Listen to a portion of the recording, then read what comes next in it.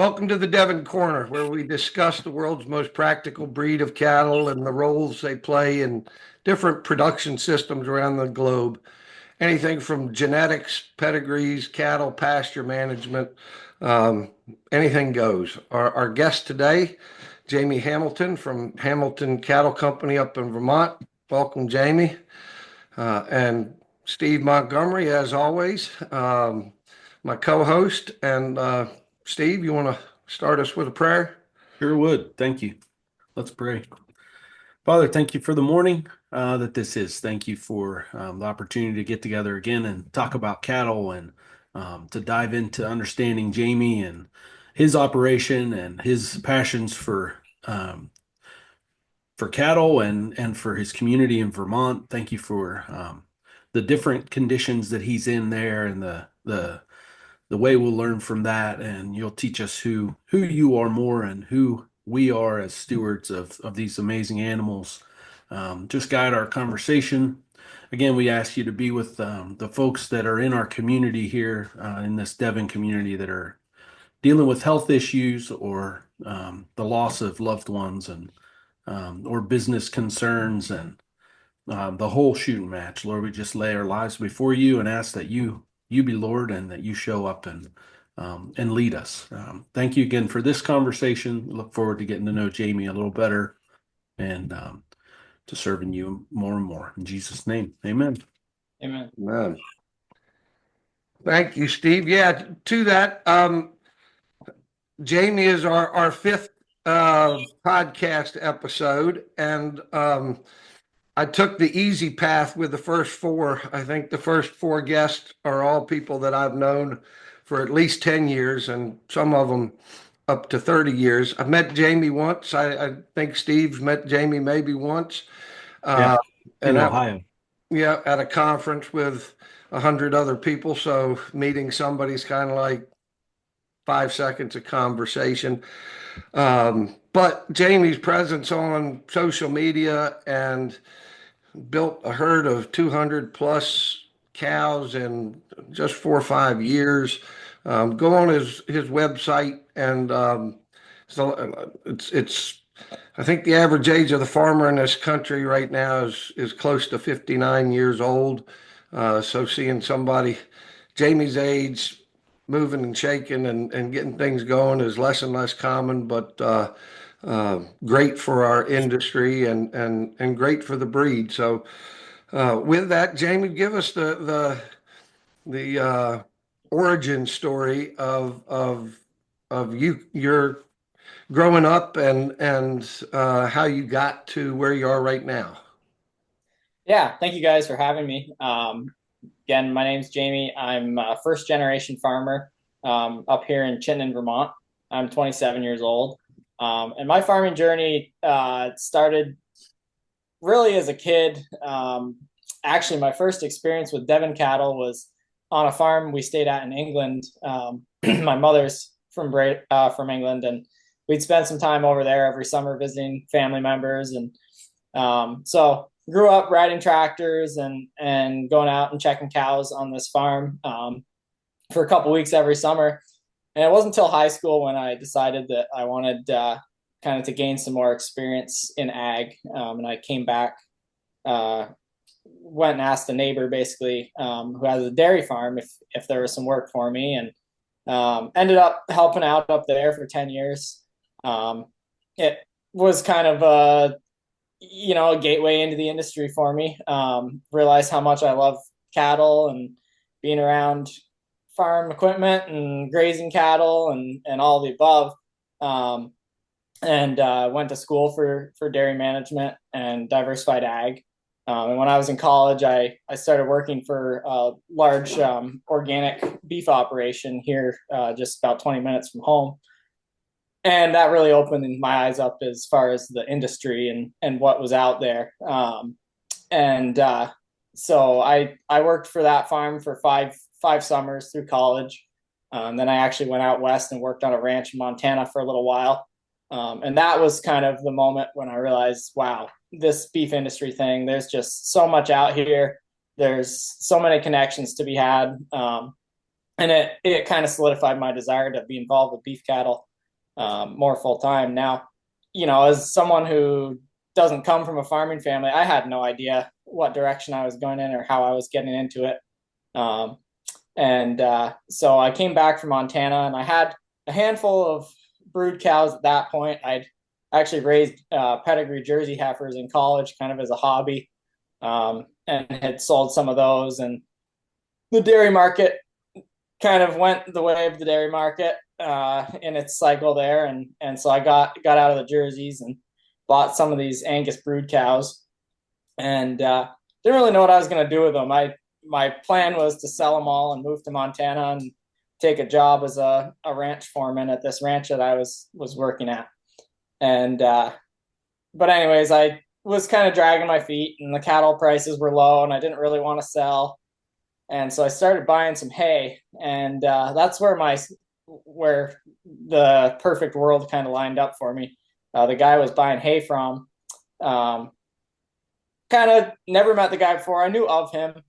He's a local Devon producer, and we got talking in the shop after I went down to buy some hay from him, and the conversation turned into an afternoon of sharing life stories and visiting. And at the end of it, he basically said to me, he said, I'm sick and tired of cattle. I've been around them since I was a day old, and I'm ready to retire and move on to other things. And he had a herd of about 60 Devon brood cows that he had originally purchased out of Kansas about 20 years ago. And so we had this conversation, and he basically said, look, if you want to weigh into this industry, I'm willing to work with you, and we'll figure out some kind of a transition plan and make it happen. And obviously there was more conversations after that, and we kind of ironed everything out and figured out how we were going to do it. And that was basically the start of Hamilton Cattle Company for me. You don't remember the fellow's name in Kansas where those cattle came from? I'm going to remember it before the end of this podcast. I believe it was was it McCully, I believe? Lee McCully. Yep. McCully. I believe so. Yep. So most of the Devon breeders alive today and active, there's Jim and Sandy Brashears in Kansas who built their herd from the McCullys. Now the Brashears, when we went the way of DNA testing and more expensive registrations, they said they weren't making enough with Devons and quit registering. But Lee McCully was where their cattle came from, and a friend of my father's and a heck of a cowman. And interestingly enough, when those cattle went to your neighbor in Vermont, the organization tried diligently to, where are these cattle? Who got them? And how do we keep that person in the fold? Because the genetics that you're using, that Lee had, are very different from what me and Steve have and others have. Our gene pool's grown a lot in this country the last 10-15 years with imports, but those old US genetics are special. So that's pretty cool. I remember having that conversation with you before asking about Lee McCully. So fun to have those names from the past. I wanted to ask you, with a dairy background, the place I see a lot of new breeders struggle is nutritional management in cattle. And they wean their calves, and then they want to mob graze or something, so they turn them back out with a cow herd. And you go visit them, and you see these 400 and 500 pound yearlings, and you go, oh my gosh, what are we doing? They don't understand that cattle of different ages have different nutritional requirements, and sometimes even to the point of stunting cattle. But with your experience in the dairy, how does that carry over, both with animal nutrition but other things, into the beef industry? What did you take away that you're using now in your beef cattle management? Yeah, I think, like you say, nutrition's huge. I think there's this mentality in the beef world, at least in Vermont, that oh, they're just beef cattle. They'll survive on anything.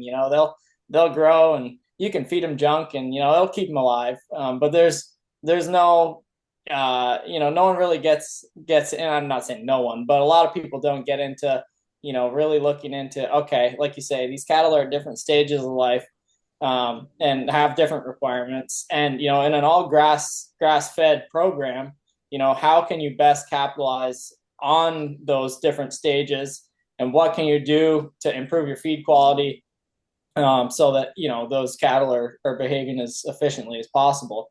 And so we, being up in Vermont, we make a lot of hay. We have to. Our grazing season basically goes from the 10th of May to the 30th of November, on well-managed pasture. And if you don't manage it well, your grazing season will be over a lot sooner than that. But regardless, that basically means, we've got some of our cattle on feed from the 1st of December right through till May. So, as far as feed quality goes, management intensive grazing is huge when they're on pasture. Absolutely. But on the feed production end of things, we cut our hay pretty aggressively, like a dairy would. So we're cutting hay every 30 days, ideally, trying to capture, that plant when it's in, its most productive stage, cutting it when it's got, the highest protein values and energy values. And we want to capitalize on that, especially for those feeder cattle that are coming off being weaned, late in December, and they're being brought and transitioned into our barn for the wintertime. We want to be able to put the groceries right to them as soon as they're off that cow, and get them transitioned without, with as minimal of a hiccup in production as possible. So I think that's the biggest thing, is just kind of, in the back when I was working for the dairy, and even this other beef operation that I worked for, we were pretty intensive with our feed, and really push that hard. And it's one of the things that I've been kind of working on the last couple of years, and it's a slow process, just as far as having the capital to do it, and also making sure that some of this land that I lease is locked in long enough term to make these investments worthwhile. Is looking at what do we want for ideal hay crop, what do we want for ideal pasture, species, and what are our nutritional requirements to make that ground more productive, nutritional requirements for the plant, and trying to get our fertility up, and utilizing our stored manure and in the best way possible, without just dumping it back on the same field every year, soil testing and figuring out, okay, these fields need lime, this field's really low on nitrogen, or this field actually is low on phosphorus, or whatever it may be, and just trying to balance that stuff out, and really make that ground work for us. Are you testing hay for protein and TDN and things? We do some. Yeah, we test. We sample. Not as much as I'd like to, but we do. 3-4 samples of our second and third cut that the feeder cattle are getting. We usually test, our first cut, which is mostly brood cow feed, other than our really early first cut. So we do test it, and it varies. We've got a lot of floodplain that we farm. A lot of that land it's a lot harder to get really, really good stands of grass, because about the time you get them established, the flood stays up on it, and it kills them out. So a lot of that ground is what we feed the cows on, kind of for a maintenance diet in the wintertime. And then our higher up ground that we can put good legumes into, and good pasture mixes, and good hay mixes. We can cut those more aggressively, and we can invest in them, and know that we're not going to lose that investment quite as easily as what we would lose down on the floodplain. I mean, in 2023 we had about 250 acres of hayland flood. And, that was year 3 in business for me. So it was a big wake up call. And I just no-till drilled about 80 acres of that hay ground, and had, some fresh growth coming up that all just got washed. So it was a good wake up call as far as management and just kind of risk mitigation in the future. That's a welcome to farming full time. We all get that in one way or another. Good kick in the teeth, and Yeah. as you say, it is a wake up call. And yeah, I mean, soil analysis is great. We've actually shifted a little bit from not away from soil analysis, but using tissue analysis when we turn the cattle onto a pasture to assess. It's great to know how much phosphorus is in the soil, but how much is available through the plant that they're eating when they go in there. And um, the other thing, there's a website called Dairy One that I point a lot of folks to, because it'll tell you how much protein a 10-month-old calf needs. And even though the dairy guys are going to get that protein through soybeans, most likely, right? We're going to have to find different sources in a grass operation, but the amount of protein they need doesn't change. And I think it gives you a real leg up looking at that stuff, early on, and having that training. So you say you went to school for dairy primarily, and had worked at some dairies, and then went out to Montana, which is a totally different world than Vermont in terms of landscape and nutrient density of the plants and what plants grow. And so what was it about that turned you to beef when you were out there? I think the scale of everything when I got out there, of course, being again from a British family, we always traveled east when we vacationed, and I'd never been out across the country until I got out of college. And I in 2019, I spent some time, and I think I hit 35 states that year. Just traveled around and just saw so much, agriculture that I hadn't seen before. You hear about it, you see it online, but until you see it in person, you don't really appreciate the scale of it. And I think, the thing that made me realize that the beef industry was just so neat for me, being from small town Vermont. I mean, the dairies here are fairly well connected, but at the same time, we've lost a massive amount of dairy farms, even in the 15 plus years I've been involved in agriculture. It's amazing the number of small farms around us that are gone and have been swallowed up by, larger operations, or that land is sitting idle.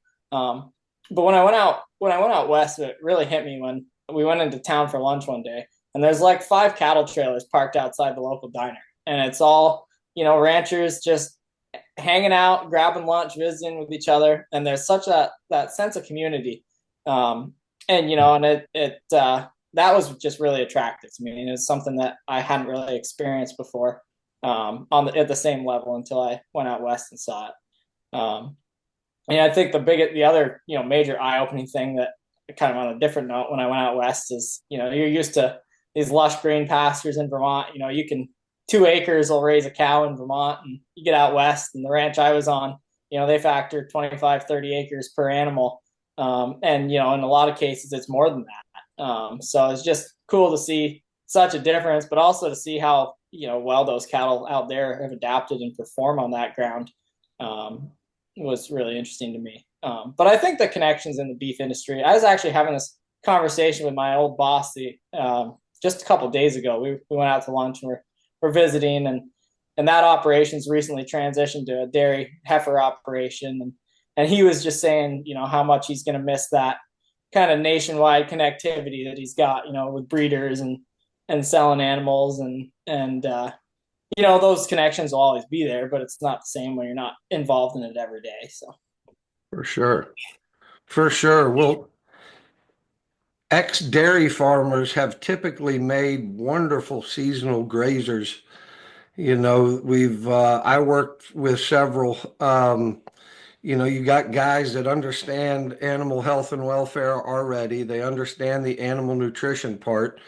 And as you say, usually they've got some acreage around their barn where they've been dumping manure for the last 20 years. So they've got some really fertile ground that can grow good grass. And, the conversion over to beef um, seems to be a pretty easy transition because they check all those boxes. So, and the other thing, a lot of them that was an epiphany to them is they could be a seasonal grazer, right? Bring a truckload of cattle in April, May, finish them by October, November, and then take the winter off. Right. And as you've said, it's expensive to feed cattle in Vermont in the winter. It's hard on the equipment, hard on you, hard on the facilities, and being able to work 8 months a year and still make a profit, especially when a lot of those guys were milking 12 months a year and not making a profit, Right. is a nice change. Um, so you got Lee McCauley's Devon, but you also have Angus commercial cattle, and you crossbreed the two. Are you using just Devon bulls, or are you using Angus bulls too? Yeah, so we're using only Devon bulls, and yeah, we've got a mixed cow herd at this point. Got some registered red Angus cows that I bought a couple years ago. We've got, like say, Black Angus, and we've got some Herefords too. And and then primarily still Devon brood cow herd. And I'm trying to retain Devon replacements, out of my own herd, and going forward too, shopping for other Devon genetics. And I really do like the Devon cattle and how they perform. But I've definitely noticed a benefit to the hybrid vigor, specifically that Angus Devon cross. I've seen just a little bit larger carcass size. They're getting to finish in about the same amount of time. The yields are similar, and they just seem to perform well. I think the biggest reason that I initially went that direction is just sourcing cattle. Up here in the Northeast, there aren't a ton of Devon cattle readily available, and also being first generation operation, trying to find cattle that are budget friendly, where you can go for get some scale, and not have as much invested per animal, and just utilizing again those bull genetics, to try to build that value of your calf crop, that way, until you've kind of reached a stage where you can start making larger investments and really focusing more on the cow genetics. So that's the direction I went in. And like I said, I think initially it was mainly because it was just cattle are hard to find, and they're expensive, and some of these grass-based Angus cows have done really well for me. I think I've definitely noticed that I've purchased some cattle that I would not purchase again. But that being said, too, you purchase them and you get whatever they were bred with. If you're buying them as bred cows, you get whatever that calf is, and maybe that's a calf that I don't run right up through to 24 months old. Finish it in my grass-fed program. Maybe that's a feeder calf that I unload, to help pay down that cow more quickly, get that return on investment in a shorter amount of time, and get that cow bred back to the Devon bull, and then see what that calf is gonna, that calf hopefully will perform better than this cow that was purchased that maybe was bred to an Angus bull that had some Holstein genetics in him, or whatever. So yeah, that's kind of been my program at getting started, is just trying to find the way to, I need to scale to a certain degree to operate the way I'm operating, and own the hay equipment that I need to put up feed for these cattle, and to be efficient, and at this point, to have hired help as well. And but at the same time, just trying to figure out kind of my best bang for my buck until, when that initial operating loan's paid off, life gets a lot easier. But when you're jumping in from scratch, there's some pretty hefty payments that are associated in that startup process. So. Well, I can tell you when I do my budgeting at the end of, or at the beginning of the year, I budget based on every cow's meat value, not what I'm going to sell as a purebred breeding bull or another female, but my business is based on if everything goes for beef, because that's a much more stable market, right? Purebred sales, like when COVID hit, man, beef sales for everybody went through the roof, but nobody was going to pay $4,000 for a purebred Devon heifer like they're paying right now. Um, and I told you when I called you the other day, I felt like I was talking to myself 25 years ago. That's how we built our business. Other British breeds tried to source cattle that came from a grass operation and focused on quality carcass traits, and then breed them back to a Devon bull and uh, uh, and build your numbers that way. And some people don't ever want to be a purebred seed stock producer. They just want to produce good grass-fed beef for their local community. And um, boy, if you're going to do that, like you say, why pay that many thousands for cows when, you can buy Devon cross cattle or decent, Angus or Hereford and cross them. Some Devon people get mad at me when I say that, um, but we need people to be successful. That's what builds the breed, Right. and helps all of us. Um, Steve, I'm monopolizing.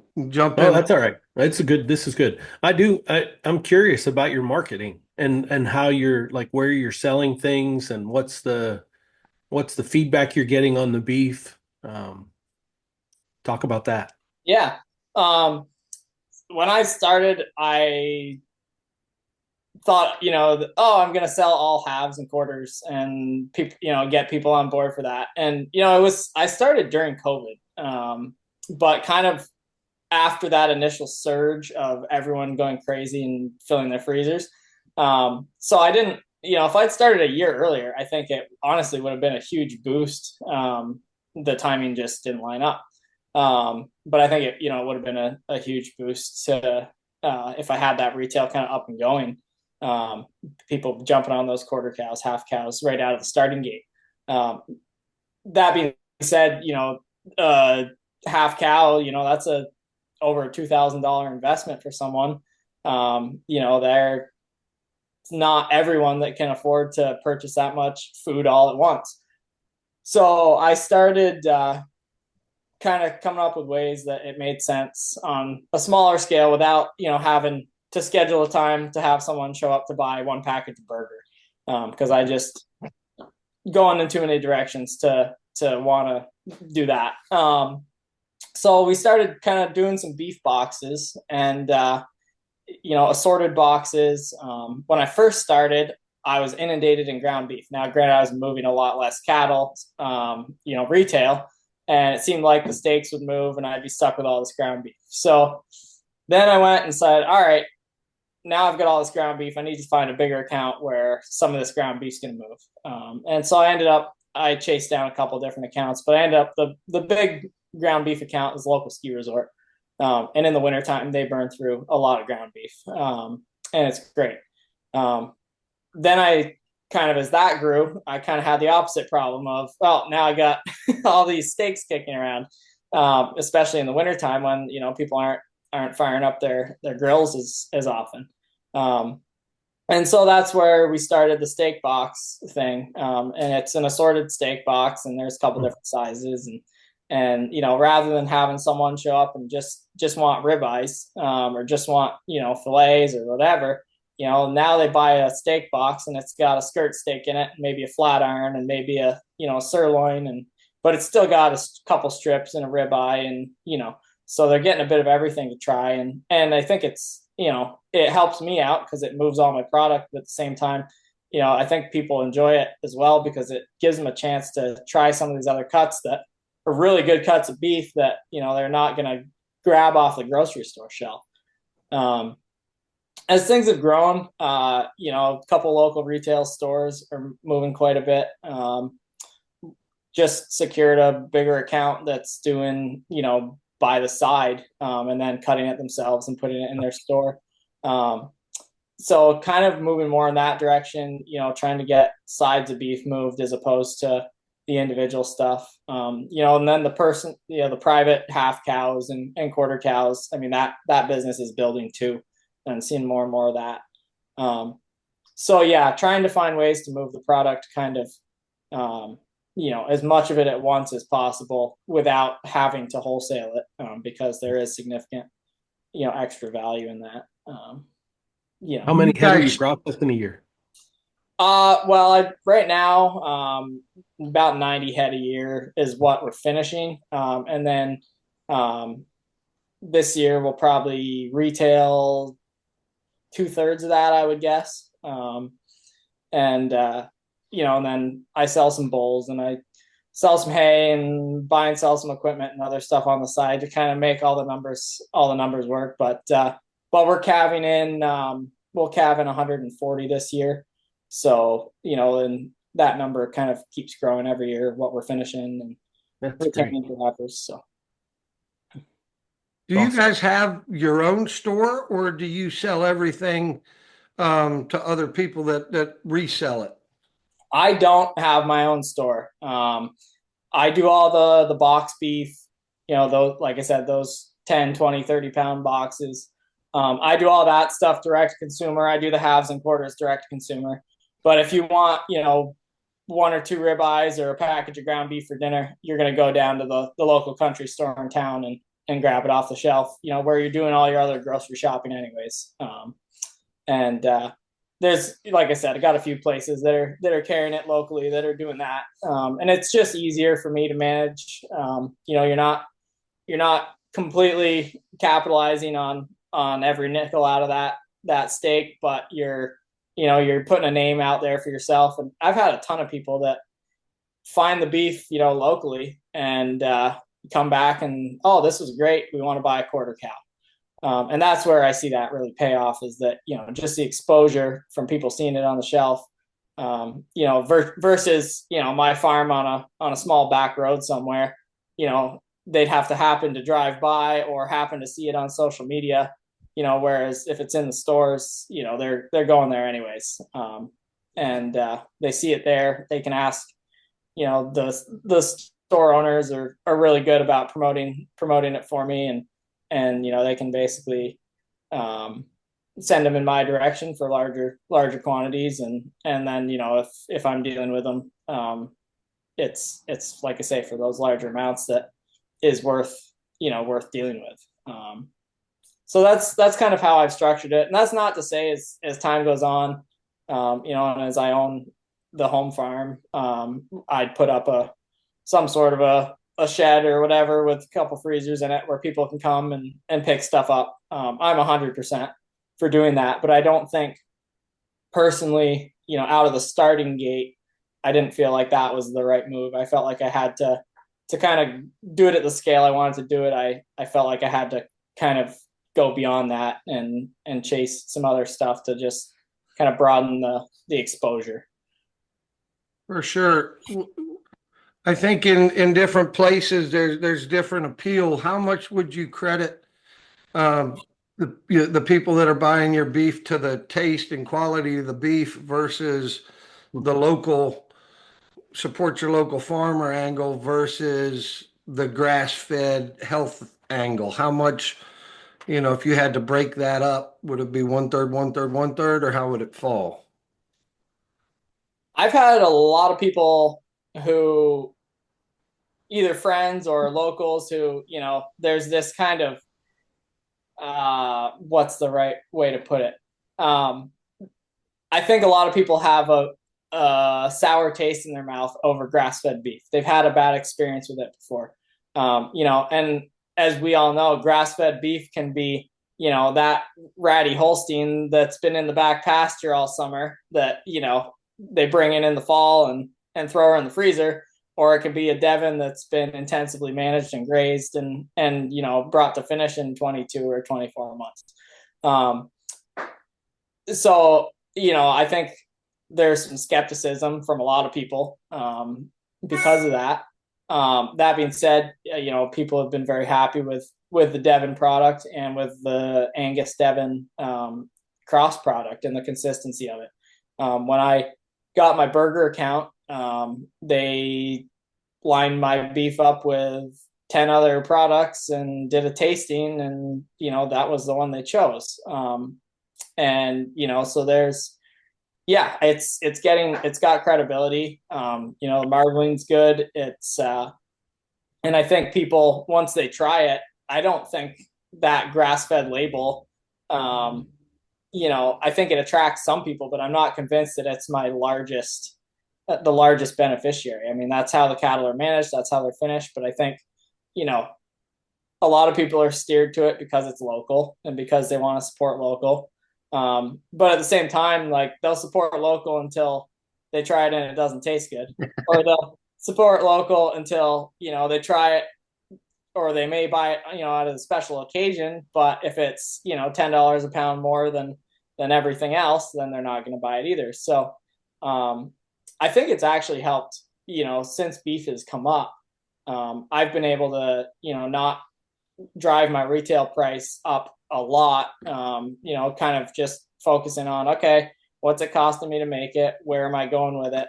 And keeping my profit margin there. But, as you've seen beef kind of skyrocket in the grocery stores, I think it's turned more and more people to that local beef because, when I first started, there was a lot of difference in price point. Whereas now that kind of gap is closed. And I think that, more people are, okay, well, this commercial burger's, $7 a pound and Jamie's is $9 a pound. So let's try Jamie's, it's $2 instead of, 3-4 years ago, it might've been, $3.99 or $4.50 versus, $8 or $9. So, I think the same thing's true right now, purebred cattle, because cattle prices have come up so much. A crossbred heifer is a lot closer in price to purebred, and I've seen some people that have come in and said, "Well, geez, if it's just 1,000 more for purebred heifers, I'll take some of those." I want to come back to your ground beef taste test, but I want to fire at Steve the same question because it's interesting. Listening to you, Jamie, it sounds like people are more willing to try your beef because it's local, but the grass-fed has actually been a hindrance to some people trying your beef. But it's the quality at the end of the day that makes somebody a customer that returns.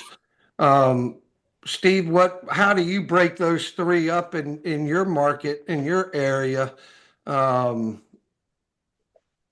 when you look back on your business? I mean, one of the things we've really wanted to focus on here is because we started as a nonprofit organization at Lamppost Farm, the idea was to bring people in for the purpose of them knowing more than it was actually eating. And the eating process was a kind of an on-ramp to knowing more about how food is and how it's, how it's adulterated.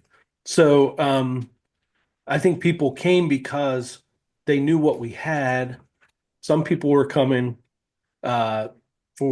sorry, I got dogs whimpering all around me here that I'm going to put them out here in a second. They're kind of a distraction to me at this I point. thought that was your stomach growling. Yeah, it was. Yeah, that too. So man, I mean, the whole thing, Jamie, when you said about grass-fed beef, the first time I ever had anybody serve me grass-fed beef, the guy was like, "This is amazing. It's incredibly lean. Like, it's a round steak. I got it from this dairy in Pennsylvania, which ended up being Holsteins, exactly like you said. And it was terrible. I mean, terrible, terrible. But then we started getting into Devon Cross, and man, the quality, the opportunity to eat something that you're like, man, I haven't had something that was this good and made my body say, hey, I want more of that. not don't feed me that ever again, like, and that started to push into our community too. And I mean, we had a chef say your beef has a texture of scallops and tastes like dark chocolate. Like those kinds of things were so remarkably different from what they could buy in the grocery store that people started coming because of the flavor then. So it was local, it was knowing like the space and how things were grown, but it was also then the eating experience was just so much better. And now it's like, I mean, we don't really have to market. I mean, if I could keep growing more and more and more, I think we would sell more and more and more. Um, it's just the place we are. Well, it's interesting. So people came to you because of the local, but also because of the process. And that's the same where it is with me. Now we definitely have people like Jamie described that won't even try grass fed. They've already got it in their head that it's no good.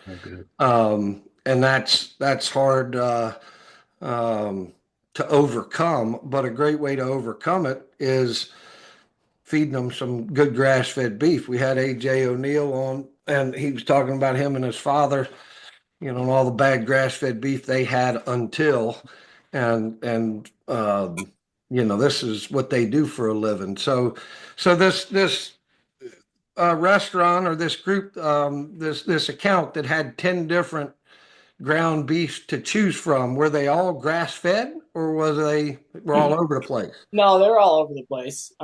Yeah, they're commercial, grass fed, local from as far away as I don't know where. And they, they were happy with it. I think the flavor, and also the consistency too. I see this. I guess it's kind of commonplace, or at least I've seen it locally here. Whereas people get bigger and they can't keep up with the volume, all of a sudden, that quality ground beef that they had when they started now becomes, oh, all right, we need to go and buy a cull cow, or we need to go and buy whatever we can get our hands on. And it's fine because we're just grinding. I'm a firm believer that there's a difference. I think that, like me personally, I mean, my cull cows are not in my ground beef program. My cull cows are cull cows. I'll sell them to someone else for their ground beef program, but I'm not going to jeopardize the consistency of my product, by sending those cattle, and putting them into my beef program. Now, different people have different opinions about that, but personally, I've been able to maintain and grow and kind of, figure out what markets I need to keep everything moving, and without kind of jumping off that bandwagon. And I think that's kind of a near and dear thing for me, is to just keep that, really focus on that quality over quantity. Because I mean, like I said, I've got access to more land base to grow and more markets to grow, but I don't want to jump in too quickly. I want to kind of phase up as I have the quality cattle to do so. Another thing that I have not done yet, especially for my retail market, is I don't buy in feeder cattle. I've pretty much have raised everything in house. Now I've bought in some feeders and Angus feeders, and kept some for replacement heifers, and sent some through my wholesale grass fed beef markets that go downstate. And I've done that a little bit, but for the most part, everything, nothing goes to the retail side of the business with a Hamilton Cattle Company label on it, unless it's got some Devon in it, unless it's either, a crossbred Angus Devon or Hereford Devon, or that finished, Devon animal. Oh, I love it. And nothing frustrates me more. We have a lot of it down here, people that go buy cull cows or stockers from the local market, throw them out on grass, and then market it as grass-fed beef when they have no idea what that animal's diet was the first 3 years of its life. And I'm not saying anything wrong with doing that, but don't call it 100% grass-fed if it's not. Don't call it something it's not. And I mean, quality control is what you're talking about, and so you're only using what you described, but what else are you doing for quality control? If you get a steer, he's 24 months or whatever, and you're processing, and and maybe you haven't come across this yet, but you get it back from the butcher, or the butcher calls, it's, man, this one really didn't marble like the others. Um, this one's got excessive yellow fat or something in it. What's the process? How do you handle that? Well, I got to be honest, I haven't dealt with that from an animal that I've already processed. When I sort animals to finish, um, one of the things that I really got a lot of experience with working for that larger beef operation is looking at a finished animal and determining, okay, that one's actually finished and that one's not quite there yet. And looking for that, I want to be able to set a table on its back and eat dinner. I want that tail head fat. I want that brisket filled out. I want that animal to just be really well covered and really ready to go before I send it that way. Some of these crossbreds, especially like those first generation feeders that are out of a cow that I bought that don't have those Devon genetics in them. Those are cattle that I'm sending the way of the wholesale market.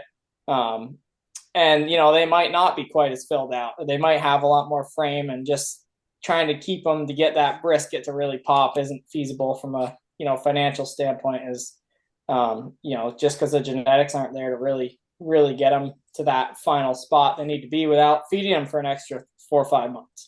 And so there's a point where you have to look at them and say, okay, that one's going that way to wholesale. That one is a good retail animal, and you just gotta kind of stay true to that, I think. Is there a certain age? Are you because I can tell you, like, so if we wean a bunch of Devon calves, right? This one's got a half dairy Devon mama, so it weaned 100 pounds heavier than the others. This one's out of a 15-year-old cow, so it's 50 pounds lighter. But then you graze these animals, right? And seems to me like when Devon and Devon cross calves get to about 13, 14 months, they really start to grow again. We talked about managing nutrition. I feel like you got to manage them really tight from weaning till about that age. And then you've got to have that really good nutrition at the end. And in the middle, you still got to feed them well, but it's not, the animal's able to take care of itself a whole lot more. The least marketable thing in our world is about a 12-month-old Devon heifer that's just been out on grass, right? And the same one at 16 months looks great. So at what age, with these beef animals, are you making that decision? So I don't, as time goes on, I don't want animals that are taking longer than that. 24, 26 months is about the max that I want to get them to finish. With these other animals that, like you say, the genetics aren't there as I've bought them in, and I've got this kind of first initial crop of feeders out of these cows that don't have those genetics that I want. Some of those are taking a little bit longer. And I've got, as one example, I've got an old pet Jersey cow that she's been crossbred with Devon year after year after year since I started this. Always weans a 750 plus pound calf, just phenomenal growth. And those calves, I mean, they're ahead weight wise all along until those last few months. And they've got that frame and they've got that growth, but they just don't fill out. And they always go wholesale. You get them to that 1,250, 1,300 pounds, and you look at them and you're like, well, yeah, they weigh 1,250, 1,300, which is what most of my, that 12 to 1,300 is what I send my Devons at for retail. But their back still is like that. It's not like that. They still don't have, I mean, there's still flesh on, skin flap on their brisket because that hasn't filled out. And you just kind of make that decision, in those last couple months, I guess, that all right, this one I'm rather than try and keep this thing around for another 3-4 months and maybe get it where it needs to be, maybe not, because of those genetics, I'm going to just send this one down the road because it'll, I'll make money on it. It grew, it yielded, but it's not going to do that consistency that I want for my retail markets. So if this Devon Jersey cross every year does the same thing, is it more profitable to sell that calf at 700 pounds or to keep taking it to 1200 and then making that decision? I've sent quite a few of them at that, shortly after weaning. There's, like I said, there's two kind of pet jerseys in the herd that are left over from when I started, and I don't have the heart to get rid of the cow, so I figure if she's gonna stick around, she needs to pay for something. So that's just a small example, but yeah, I think as a general rule, I've especially since feeder cattle prices have gotten higher, I have started marketing some of these, get them weaned, get them onto feed without their mother, and get them kind of rock and rolling, and sell those 650 to 700 pound animals. It's good cash flow, like you say. They're bringing good money. They're those genetics that are going to take longer to finish anyways. So those are some of those that I'm letting go earlier and not taking to finish. But and those corn finishing guys, they probably want that Jersey Devon cross because they're going to get 300 pounds more carcass. Absolutely, yeah. And those animals do great on different diets, but on grass they're just not that desirable. So really, you're culling all along the way based on season, feed availability, market price, quality of the animal, etc. Yeah. Yeah, that makes sense. Have you been able to identify the superior cows in your operation? Like this cow, every year her calf works, and she's got a great udder and good feet and these things, but she's also right. It's easy to, well, not easy, but we can look at cattle and assess them and say this one's better than this one. But that's only true if she's producing better than this one, which we don't know until we've seen several calves go through, which you at this point, have cows, you've seen multiple calves go through. So, is there a process by which you're identifying the best ones to maybe build your purebred herd around, and also going, this Angus cow hadn't produced a good calf for me in the last 3 years, time to ship her out? Yeah, 100%. We do, we've got scales, so we do wean weights, we track weights in the barn through the wintertime. Obviously in the summer it's a lot more difficult on pasture. It's not really feasible. So they get weighed before they go to pasture and when they come in from pasture.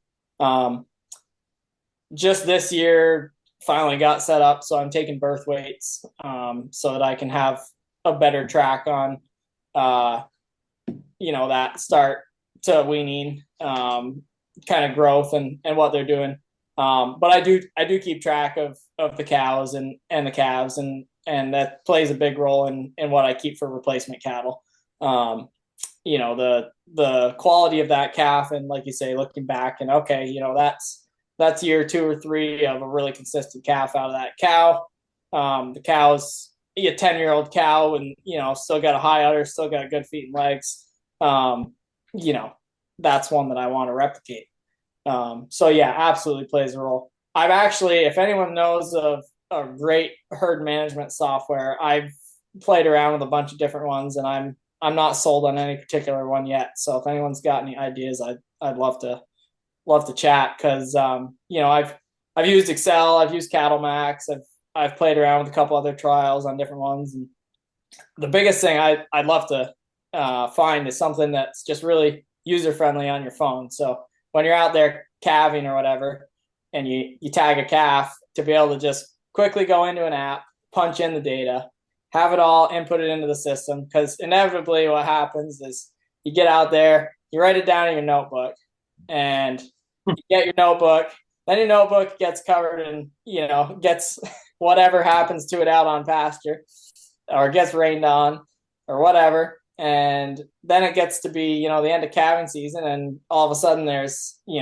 500 acres of hay to cut, and you don't think about inputting any of your cow data until the fall. And then you got to go back and think to yourself, well, what was the deal with this one? Or why is this one the way it is? Or, what was this random note or this retag or whatever it may be?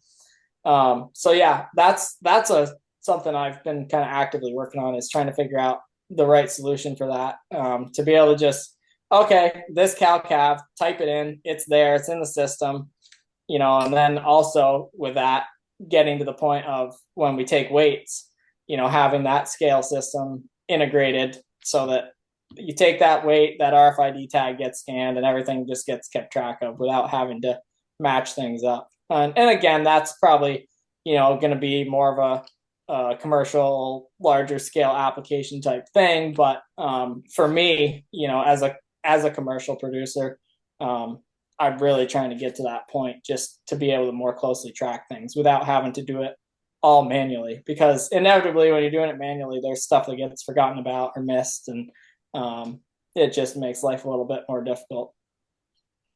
Well, we put every, if calf's born, we go into the note section of our phone, put in the mama, put in the date, horn polled, bull heifer.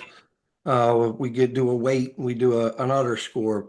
But as far as the management software, I would encourage you to look at the NCBE software, which is our registry service. One, it comes with your membership, and it doesn't do everything, but it does everything you've said, but it also tracks the amount of Devon in the pedigrees of your animals. So whether they're purebred or crossbred, so if it's crossbred, it would go in the Devon X registry. And the nice thing for me is I used to always have my Devon cattle in this software and then all the other cattle in this software.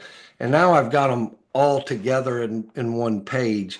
And we've only been using it for a short time, right? Because we've only been with NCB. But over time, if Steve wanted to look up the performance of certain cows in my herd, he could go in. Now you can make it a private or a public access, right? I would think if you're marketing, you would be public, where other people can go in and see what your birth weights are, your weaning weights are, etc. And Becky Miller, our secretary, is great at kind of holding your hand and getting you going. You're young, so you probably whiz right through the computer stuff. Us old guys tend to struggle finding the right button. But and I would tell you things still get lost, right? Yeah. It is it's amazing how um, diligent you can be and still have an error. We're dealing with a bull right now that we go to register calves. Well, it's not the bull that we originally sent DNA in on.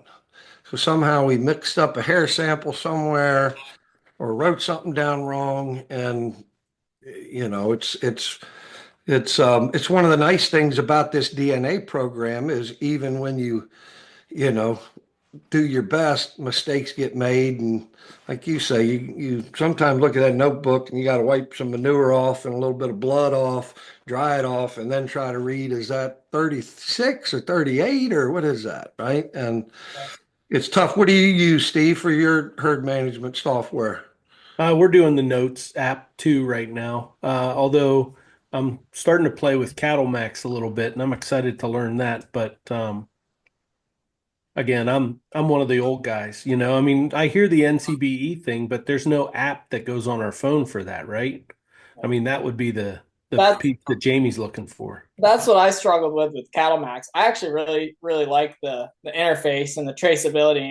You can go into Cattle Max and type that cow number in, cow 305, and okay, 2021, she had this calf and this is its data, and you could click on that calf. I mean, everything's there and it's laid out well, but I want to be able to go here and do that from the field. I don't want to have to wait.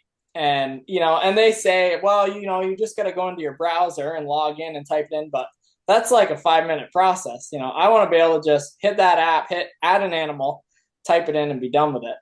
I've used the notes thing as well in the past. And a couple of years ago, I had it in my pocket on a rainy day and I forgot to hit the lock screen. And I deleted like 6 or 8 cows worth of data out of my notes. So now if I use notes because I'm missing the notebook or whatever, I always make sure I take a screenshot after every animal so that if if I go in there and I've deleted half of it, I've still got pictures to show me what I had. Because I've had that issue before and then had to go back and kind of figure out who's who and RFID tags and all of that. So yeah, I gotta believe, and I kind of feel like it's the ag industry as a whole has always been a little behind the times with the technology aspect of things, and I just feel like there's got to be a simple way to deal with that. And I'm sure I just haven't found the right answer yet, because I mean some of these larger operations I'm sure have to have a streamlined way of doing all this. And I just haven't found it. So if anyone comes across anything, I'd love to know about it.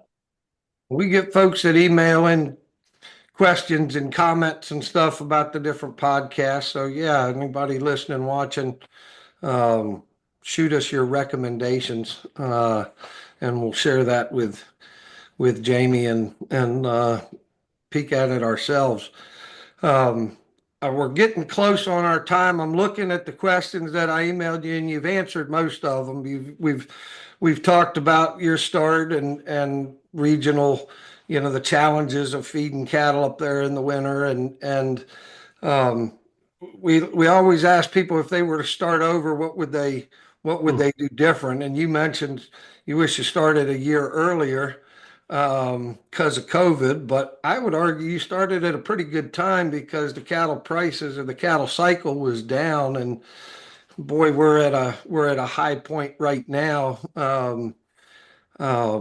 But if somebody was calling you up and wanted to start their Devon herd in Texas, what would your advice to them uh, be? What would you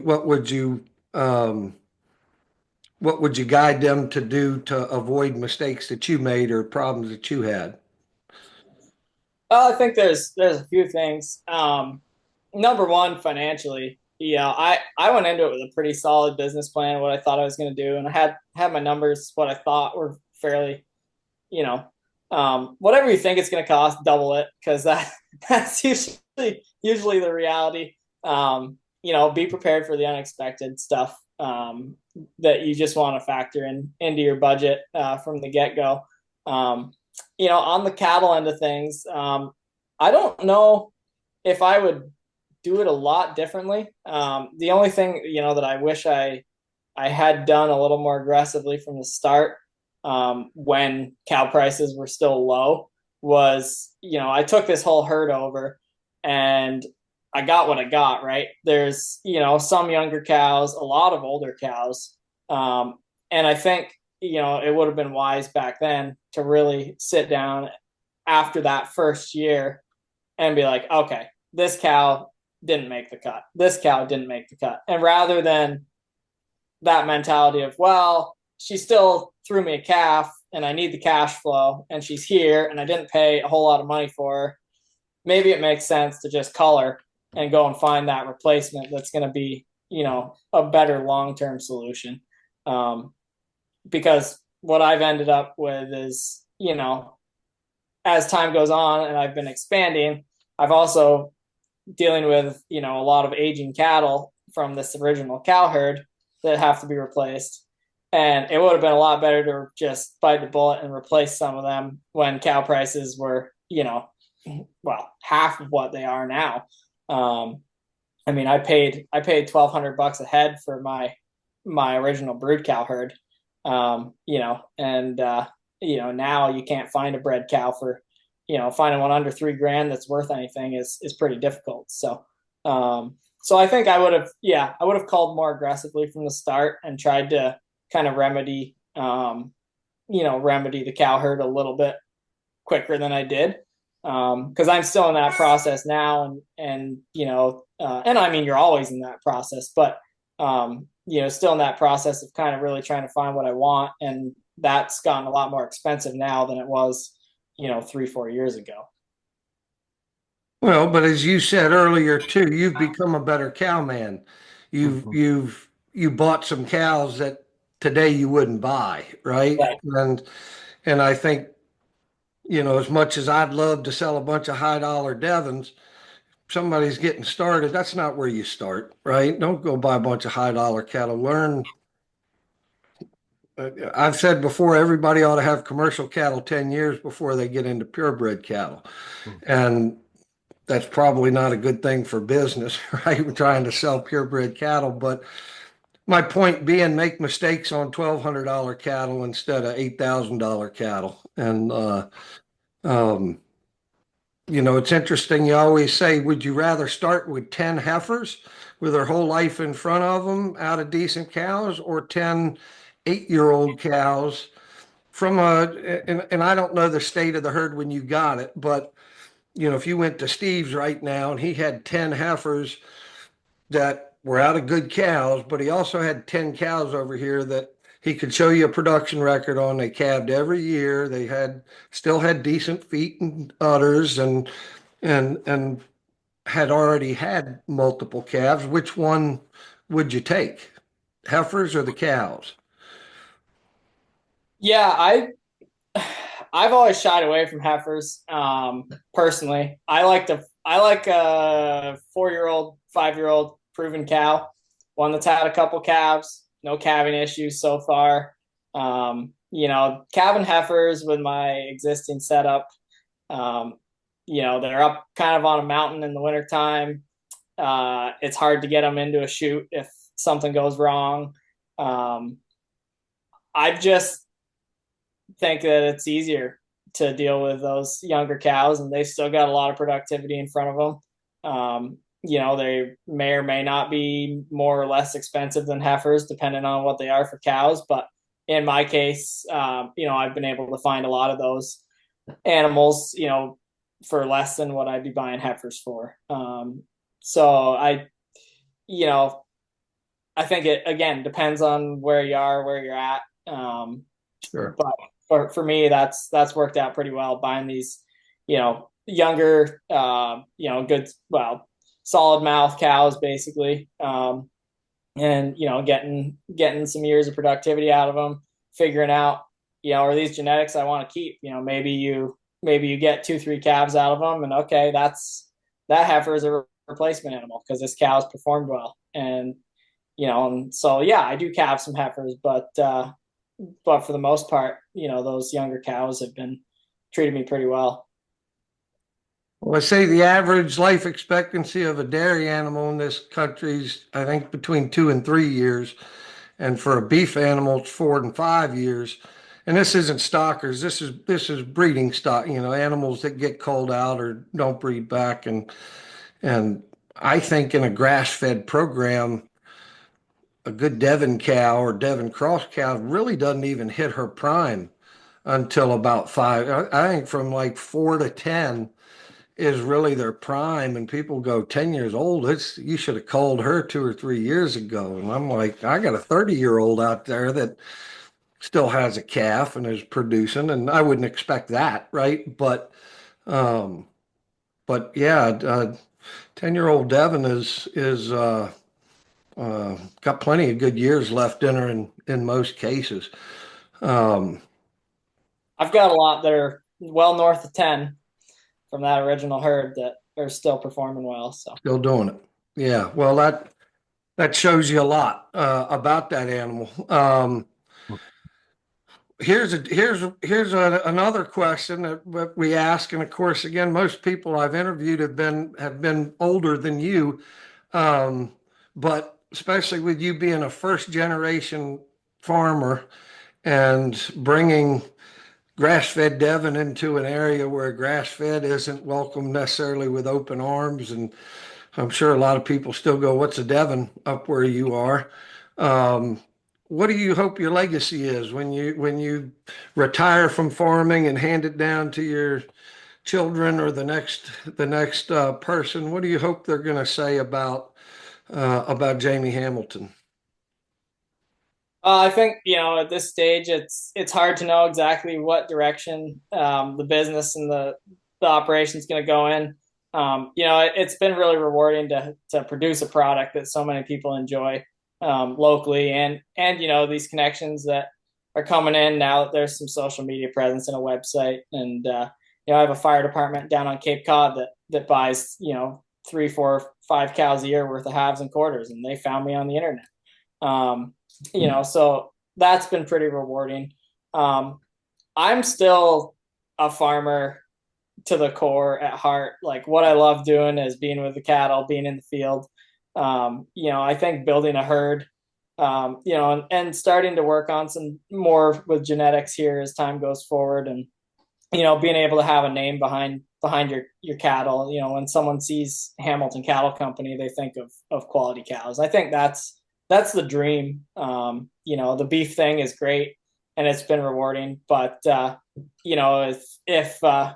if Jamie Hamilton gets done selling beef and my kids decide they don't want to do it, retail beef stops the day you stop shipping it, but your cattle genetics kind of carry on and have a legacy with them. So as time goes on, I'd like to build more into that, and hope that I can head in that direction more. And I sold a couple bulls here, just to some smaller producers, and I got a call the other day that this guy was looking for another bull, and it was the first Devon bull I sold out of one of my purebred Devon cows, and at the time, it was my first year doing it. I really didn't know what I was looking for outside of with Devon specifically. I mean, I knew what I wanted to see in an animal from previous experience, but I sent him this bull and I said, "Hey," I said, you're my first customer. Like, I'm I'm giving you a deal on it because I don't know exactly how this is going to go, but I want you to keep in touch and let me know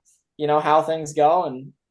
And he was really happy with the result, and the bull's been great to him, and he wants another one. So I think there's a lot of reward on that end of it, and that, to me, I'm just more passionate about that side of it than I am the retail beef. I mean, like I say, the rewards there are the retail beef, but I think the cow herd down the road is what I want to build a legacy on. Well, you're with the right breed because the Devons, we can trace, this animal in Steve's pasture back to the ship it came from England on, but you can also go back and say Henry Ford had these genetics, George Washington had these genetics, King Charles is using these genetics, and that means very little to a lot of people, but it means a lot to others, and um, for a relatively small breed, a guy with 20 or 30 cattle can produce an animal that lives on way beyond him, right? It shows up in pedigrees and in performance, and shoot, now with semen and embryos, you can, uh, the animals can outlive us by a long shot or outproduce us by a long shot. So it's very cool, and um, anxious to see what you achieve, and as you start stamping them and making them your own, and respect the process you've taken to get there. Um, Before we wrap up, and I want to give Stephen an opportunity to ask any questions as before we do that. But is there anything, Jamie, you got for us that you'd like to discuss or get into um, before we go there? I think we could probably kill a day talking cattle. I think as I get more into this, like I said, my next big push is, everything I've done genetically so far has been, from experience that I've gained looking at other people's cattle, experience I've gained, going out to the Devon conference and looking at those bulls and, talking to you guys about, this is what you want to see. But I've never done much on the EPDs end of thing and the actually tracing lineages and looking at all that. And I think as time goes on, that's something that I'll want to be in touch with you guys more on and, start working on that end of things. Cause as I get my cattle, commercially kind of where I want them or more to where I want them, it opens the door to start, okay, how do I replicate this or how do I build this off in another direction to generate more value out of them? I'd love to be in a position someday where, instead of having to send a heifer to the slaughterhouse for beef, to make that $3 or $4 grand, I could take that heifer and for the same money or maybe even a little more, send it to someone who's going to get 10 years of use out of it or 15 years of use out of it and build that legacy like we talked about earlier. So I think that's, just something to kind of keep in mind as things go forward here is at some point wanting to jump in and go that direction some more. Well, you hit the nail on the head with going to the conference and looking at other people's cattle. And so often people get into this and they're reading books and they're searching the internet and they're going to conferences and then they start farming and they get so consumed, like you said earlier, now I got to make hay, now I got to do this, now I got to do that. And they don't have the time to go see other cattle, and you have to, you need to see other cattle, see what people are doing different than you, better than you, worse than you, but also, 500-pound yearling and you got 800-pound yearlings. Maybe I'm, what are they supposed to look like? What are other people able to do? And why are you getting that weight and I'm not? Is it stocking rate? Is it genetics? Is it something different? And encourage everybody to, don't stop educating yourself because you get locked in on your farm and you miss a lot. You isolate yourself from a lot. So, Steve, what do you got? Man, this has been great, Jamie. I appreciate it. I'm really thankful for your boldness being a first generation farmer. I mean, the the weightiness of your words shows that you've really kind of done deep dives into this, and it's not just hopes. You're playing it out, and that's awesome. I'm curious to know if you've had like, and this was the moment, or these were the things that really contributed to that. Like this was the training that I did, or this was the relationship that I had with maybe this other guy that had the Devons that walks with you. Like either it's a person or something you did. Like what contributed to you being where you are as a first gen farmer, 27 years old, but really having a good grasp on this stuff. I think it's happened in a couple different stages. I think growing up on the dairy farm as a kid, that's where the work ethic came from, and that base knowledge of, I mean, really basic, how do you run a tractor? What's a sick cow look like? This, that, and the other.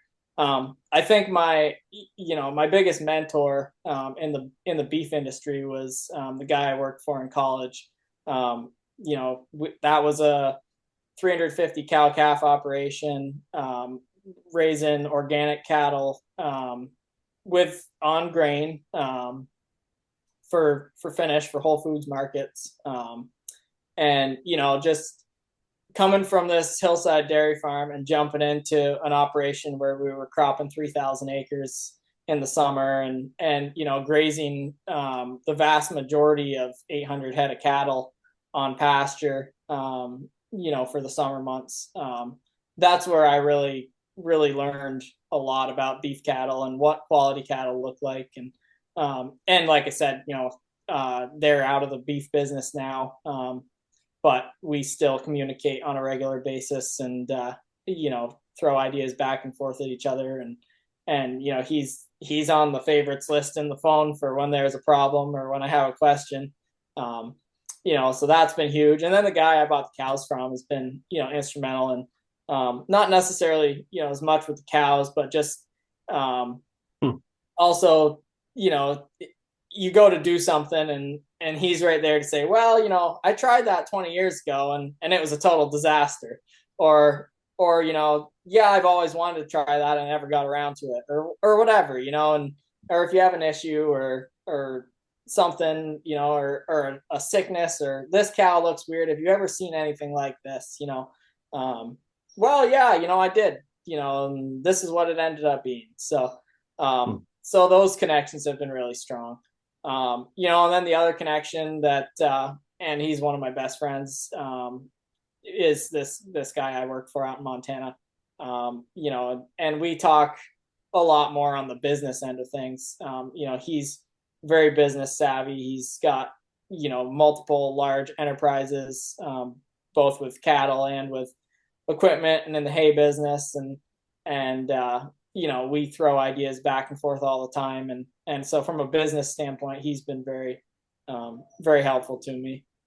Just as far as kind of thinking bigger picture, not getting, you got to kind of see the whole thing going on and not getting too tied up with one thing at one time. And then obviously, cash flow is king. So just figuring out how to make it all go. And, it's one thing if you see this end result, but you got to get there. So how do you make it happen along the way? So those are probably my biggest mentors. And then back to what you guys said about just getting around and seeing other operations. And it's something that I wish I did more of. And it's something that now I've got some help on the farm. It's something that I really want to do more of. Just cruise around the countryside and go check out operations and see how other people are doing things. How's this cattle facility set up in this environment, or how are these guys grazing, or, what are these guys doing differently? And there's so much to be gained from that. I mean, we, back in college, we did a lot of that with dairies. I mean, I've visited an endless list of dairy farms and just seen, how different things were done, and it gets ideas brewing. And okay, can I take this idea home and make it work some way, but put my twist on it so it works with my operation? That's awesome. I appreciate you letting us in on your pedigree when it comes to the people who have poured into you. That's good.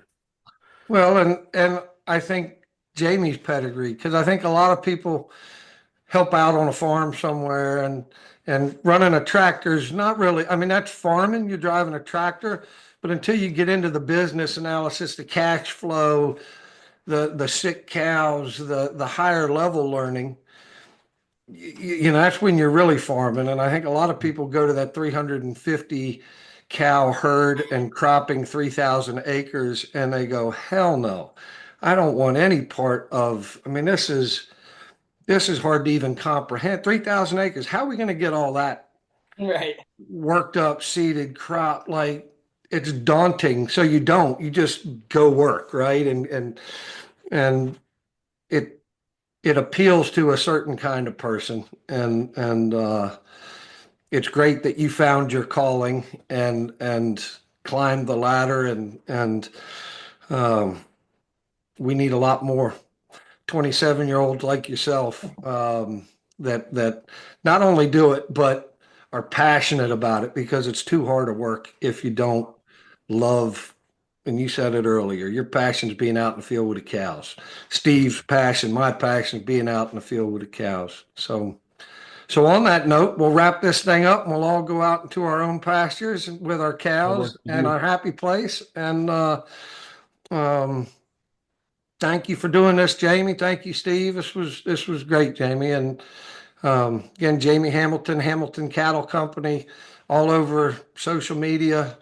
I was joking before that my daughter should be the one interviewing him, because her and Jamie, she told me all about him from TikTok and Instagram and all this other stuff, and um, that's a real that's the way you market now, right? Is social media, and that social media presence and being savvy on it will, I think, carry you a long way. So, um, That might be a future episode of the Devon Corner is having Laurel and Jamie on here talking about social media and how to really capitalize on that. Because, yeah, I mean, we have no idea. It's hard to measure for me. So I do it sometimes, Right. but I'd be curious to know what you know about it. Yeah. And I'm small peanuts in the social media world for sure, but it has definitely played a role, and I think a good website plays a huge role in things. I mean, I've had more and more customers that now when they type in Vermont grass fed beef, Hamilton Cattle Company's coming up on their search query, and I think getting that and building on that is huge too. So yeah, that'd be a fun future conversation. Laurel Sounds said she said that her and you were reality farmers. And I said I mean, and that's true. The videos you post and I've only seen a few because I'm not on that as much, but what she's shown me and what I see her do, and you're out there with a selfie and cows around you and everything going on, and most of our community doesn't even, we still get people showing up, go, the ones with horns are the bulls, right? No.